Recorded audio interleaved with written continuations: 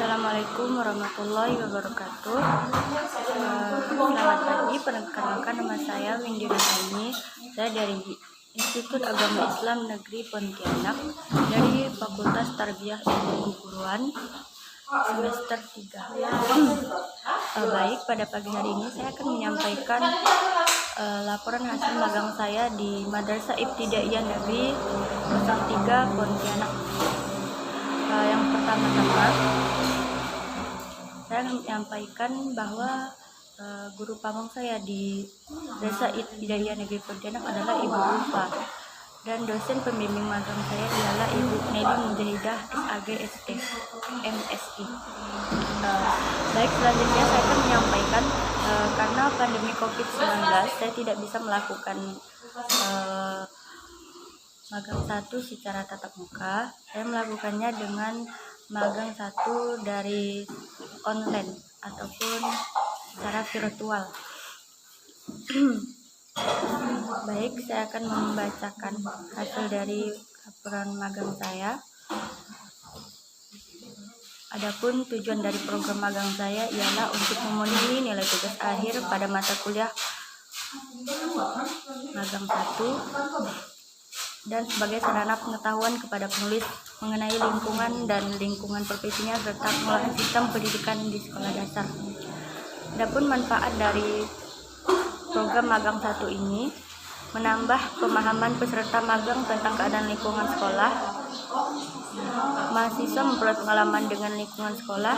Mahasiswa lebih mengembangkan daya nalar dan melakukan observasi bahan persiapan guru agar lebih profesional. Adapun metode pengumpulan program magang 1 yaitu saya menggunakan metode online yang digunakan dalam pengumpulan data program magang 1. Saya melakukan observasi, tapi observasi itu online, dan saya melakukan wawancara pun secara online. Adapun visi misi P3 Pontianak ialah visinya berprestasi berlandaskan iman dan takwa serta berwawasan lingkungan.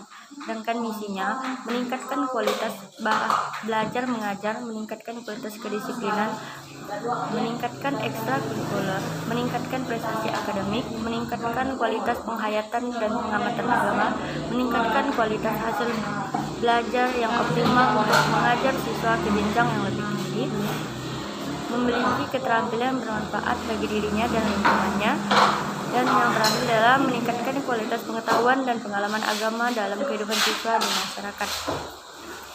Adapun laporan hasil pengamatan ialah aspek penilaian, pelaksanaan tata tertib sekolah, keadaan siswa, tepat waktu, kerapian pakaian, seragam, potongan rambut, dan lain-lain.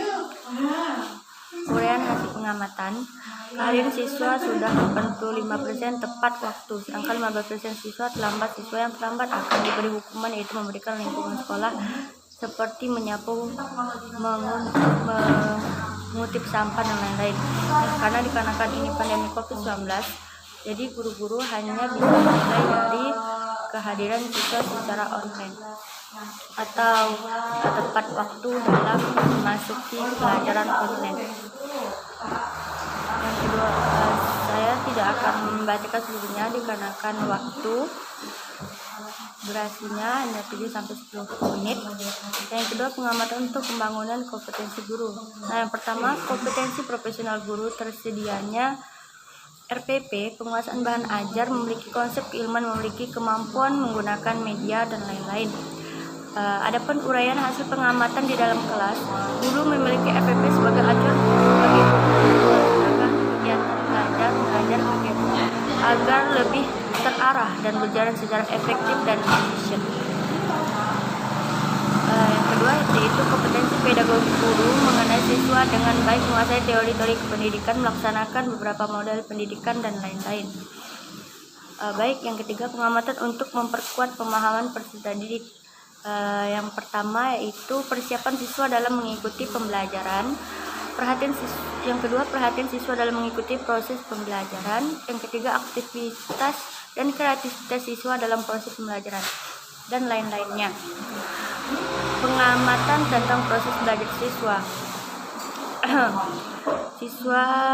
Yang pertama, siswa siap mengikuti proses pembelajaran online. Yang kedua, siswa memahami penjelasan materi dari guru. Yang ketiga, siswa mengajukan pertanyaan yang menantang. Yang keempat, siswa memahami hubungan antara materi pembelajaran dan kehidupan sehari-hari, dan seterusnya.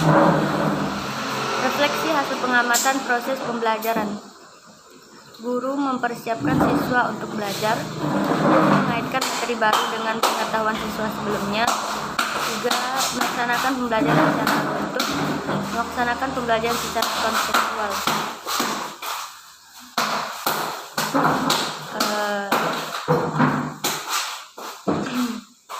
Kegiatan pengembangan diri secara terprogram dilaksanakan dengan perencanaan khusus dalam kurun waktu tertentu untuk memenuhi kebutuhan peserta didik secara individual, kelompok, dan klasikal melalui penyelenggaraan kegiatan sebagai berikut. Kegiatan itu kegiatan individual seperti palang merah remaja, Al-Quran Pramuka, pidato bahasa Indonesia, pidato bahasa Inggris, storytelling, tim olimpiade, seni tari, seni teater. Karena ini musim Covid, jadi kegiatan ini terhenti, mungkin hanya dilakukan secara daring. Kegiatan pengembangan diri secara tidak program dapat dilaksanakan sebagai berikut. Contohnya seperti rutin, yaitu kegiatan yang dilakukan terjadwal, upacara bendera, senam pagi. Dikarenakan Covid juga, kegiatan ini terhenti dikarenakan para siswa hanya melakukan kegiatan di rumah. Jadi mungkin yang akan dilakukan hanya belajar biasa seperti biasa melalui daring.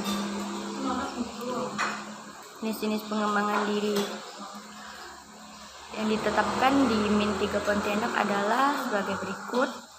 Bimbingan konseling BK mungkin melalui daring atau online. Kegiatan ekstrakurikuler ditiadakan karena COVID-19 tersebut, dan kegiatan yang berbentuk tatap muka lainnya ditiadakan. Baik, hanya itu yang dapat saya sampaikan. Wassalamualaikum warahmatullahi wabarakatuh.